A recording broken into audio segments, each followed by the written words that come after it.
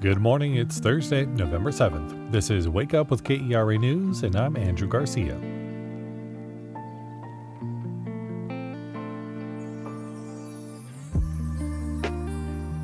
It's going to be cloudy with a bit of fog this morning, so be careful on the roads on your way to work this morning. There's a chance of thunderstorms late this afternoon, and highs will reach the low 70s or so. Dallas County's chief medical examiner retired last week after nearly 4 decades. We'll hear reflections on his 37-year career in just a moment. Following the results of Tuesday's election, the Dallas reproductive justice organization, the AFIA Center, is expressing concerns for what lies ahead. Founder Marsha Jones says her team is navigating what the next 4 years could look like with possible new restrictions on reproductive services. President-elect Donald Trump has said he wants to leave abortion rights up to individual states. If you're wondering what to do with your political yard signs now that the election is over, the city of Dallas is offering some options.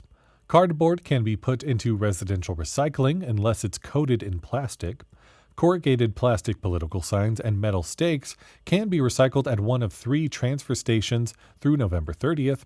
Signs must be taken down by November 15th.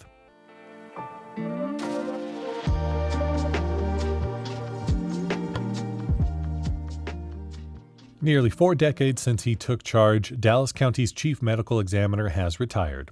Jeffrey Bernard led administrative staff and medical examiners who investigate non-natural or suspicious deaths and process and analyze forensic evidence. KERA's Marina Trahan Martinez spoke to him about his career with the county, which started at the Southwestern Institute of Forensic Sciences in the summer of '87. The chief medical examiner with 10,000 autopsies under his belt walks into the wide, blue and slate-tiled autopsy room like it's his first day. It's more like Jeffrey Bernard's 13,600th day. He's an accomplished 69-year-old now, not a rookie at 32. His chin is still raised, smiling, giving a tour of the Southwestern Institute of Forensic Sciences, where he was director until last Friday, November 1st. Forensic genealogy and DNA advances keep him excited. It means he could get justice for victims with no other advocates. Those cases, I really think the families have given up, and they figure nobody is going to ever solve it. Therefore, they don't have any voice.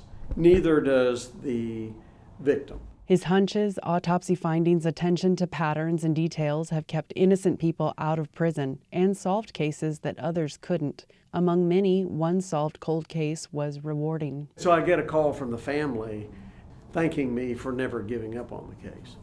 That meant a lot, because most of the time, nobody pays any attention. Bernard discovered at least 8 serial killers, like the eyeball killer, Charles Albright, and Billy Shamir, who was convicted for smothering elderly women to death. The one thing that I saw over and over was a bruise on the forearm.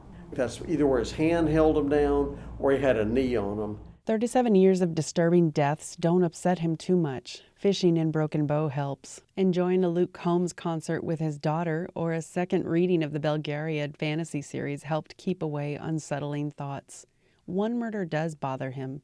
His deputy medical examiner, Beth Frost. Talking about her, he shifts, ties and unties his shoelace, tangles and untangles paper clips. It's not coincidental, really, that the timing is just a few days before the anniversary again of her death. Frost was shot and killed in her office by her soon-to-be ex-husband just before he shot and killed himself. That was when I started considering retirement. I was ready to go then. She was kind of like a daughter to me. Bernard told the county administrator and Commissioner John Wiley Price that he was ready to retire. I said, I could see that this would be the time to just walk away. And they're like, you can't do it.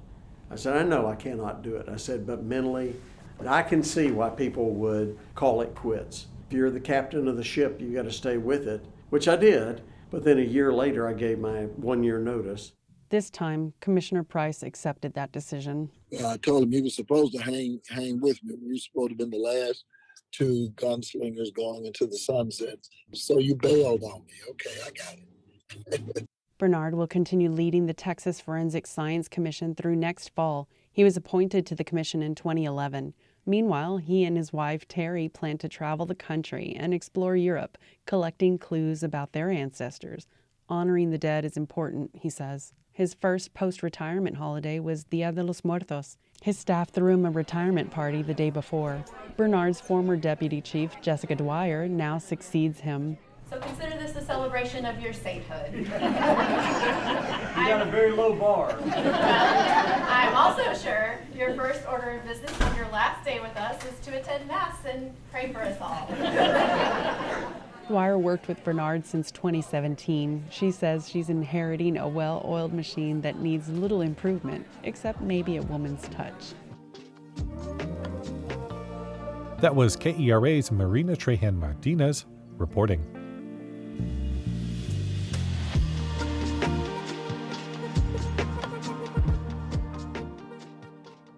The Mavericks won last night's game against the Chicago Bulls, 119-99. That 20-point win puts their record to 5-3. The Dallas Stars play the Chicago Blackhawks at the American Airlines Center tonight. The Nasher Sculpture Center presents Samara Golden's exhibition titled If Earth is the Brain, Where's the Body?, exploring themes involving the ocean, floating, and drowning. For more information and other things to do, visit kera.org/calendar. Thank you so much for listening to Wake Up with KERA News. I'm your host, Andrew Garcia. The show was produced and edited by Shardae White and Bekah Morr.